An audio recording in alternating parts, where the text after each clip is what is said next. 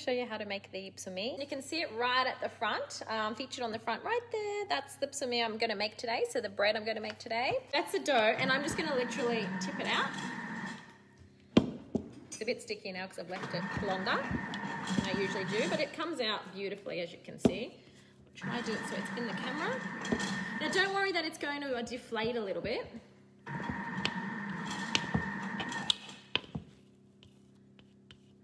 So I'm literally just going to cut this in half because usually I would do 3 loaves, but like I said to you, I've already done 1 loaf. So I'm only going to do 2 more loaves from the batch, but usually you get about 3 loaves. So you can see I'm just separating it a little bit, and then I'm just going to roll it out a little bit just to make the shape nice. There's really not much to this. What I've done is I have boiled the sesame seeds so that they are wet. This is the white sesame seeds, okay? And I have a towel here in front of me, and I've just strained them so that I can use them now. And I have a towel in front of me that is not a fluffy towel. And that's really important because if your towel's fluffy, you're gonna get fluff all over your bread and it's not gonna turn out as nice. Otherwise, you could use your bread mat. I'm just keeping it traditional and doing it how we were taught. So then I'm just going to add all my sesame seeds to my towel and just spread them out a little bit, because what I'm going to do after that is roll the dough into it. Now, you don't have to use sesame seeds. This is just traditionally how this bread is made. It's got the white and the black sesame seeds.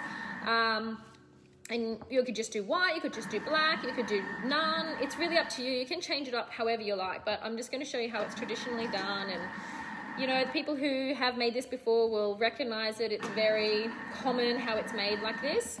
And then literally you just get some of the black sesame seeds and those ones aren't wet. I just sprinkle a little of those on. So hopefully you can see that. It's just like that.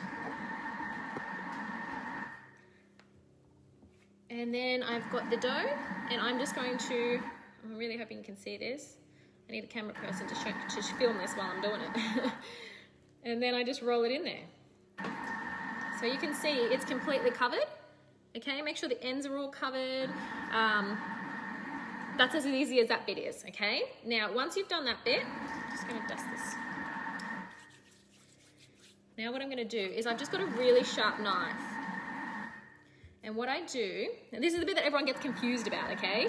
It's really easy, so just pay attention for a second, okay? I'm gonna slice them all up and then I'll show you what I'm gonna do after that, okay? So literally just cut them into small pieces, because don't forget this is gonna have a second rise and then it'll continue to rise in the oven and it gets quite big.